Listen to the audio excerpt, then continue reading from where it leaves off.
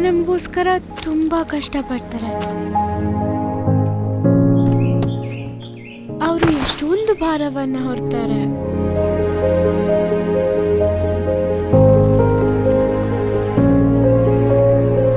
ಶ್ರಮ ಪಟ್ಟು ತುಂಬಾ ಬೆವರು ಹರಿಸ್ತಾರೆ.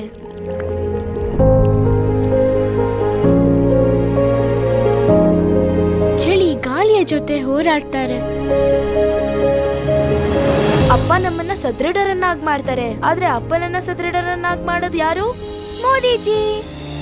1.5 ಪಟ್ಟು MSP ನೀಡುವ ಮೂಲಕ, ರೈತರಿಗೆ ಗೌರವಧನ ನೀಡುವ ಮೂಲಕ, ಆನ್ಲೈನ್ ಮಾರುಕಟ್ಟೆ ತೆರೆಯುವ ಮೂಲಕ, ಬೆಳೆ ವಿಮೆ ವ್ಯಾಪ್ತಿಯನ್ನು ಹೆಚ್ಚಿಸುವ ಮೂಲಕ, ನ್ಯಾನೋ ಯೂರಿಯಾದ ಪ್ರಬಲ ಶಕ್ತಿ ಹೆಚ್ಚಿಸುವ ಮೂಲಕ, ಬೀಜದಿಂದ ಮಾರುಕಟ್ಟೆಗೆ ಬಲವಾದ ಕೊಂಡಿಯನ್ನು ರಚಿಸುವ ಮೂಲಕ. ನನ್ನ ಅಪ್ಪ ಸದೃಢವಾಗಿದ್ದರೆ ದೇಶವೂ ಸದೃಢ. ರೈತರ ಸಬಲೀಕರಣ ಇದು ಮೋದಿ ಸರ್ಕಾರದ ಗ್ಯಾರಂಟಿ.